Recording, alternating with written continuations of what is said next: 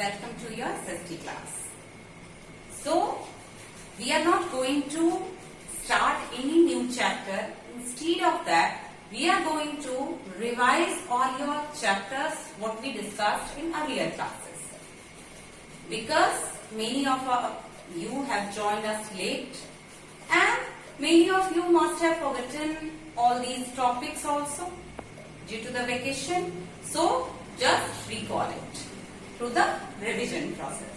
Okay, let's start with the first chapter of history, that is beginning of the modern period. What does modern period mean and why it is important? We generally divide history into three categories. Which categories are there? Ancient, medieval and modern. So here we are going to discuss about the modern period of history. The latest one, the current one, since the new changes occurred and the world became scientific, developed and modernized. Okay, now in this very chapter, your first topic which is being started, that is why are dates important? So, what is the importance of dates in history? Chronology is very much important in this very sector. Why? Because with the help of the dates only, we can recall the events.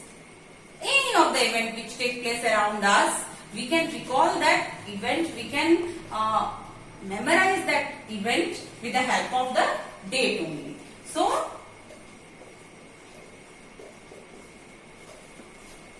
isn't it? Okay. Now, why do we choose dates? Again, for the recall of events. At the same time, we choose the dates for making it in an order, for making the chronology and to make a proper record of these events which take place around us. Now, what is colonialism? What does colonialism mean? Actually, colonialism is a process in which a superior country, we are never ever using the word the bigger country. The superior country, either in the sense of power or technology or ideas, anything. When a superior country takes power or rule over the inferior country, then the process is known as colonialism.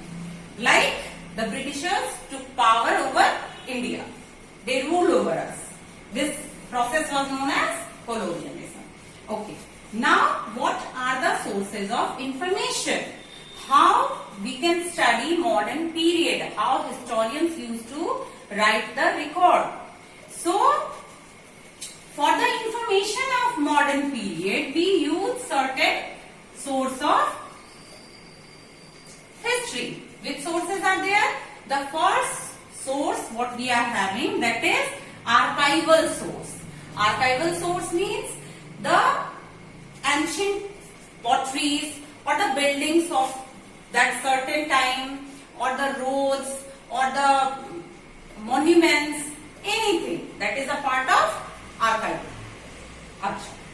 Next, what we are having, that is literary source. Literary source, the newspapers of that time, the books of that very time, the accounts of the travelers and all other things like the surveys, the mapping which took place during the British period is also a part of literary source. Even the official records of the Britishers were the part of literary source. So all these things were a part of literary source and that is very much important for the source of information of modern period. I hope you must have recalled and you must have understood the chapter in a summarized way. We are going to continue the next chapter in the next class. Thank you.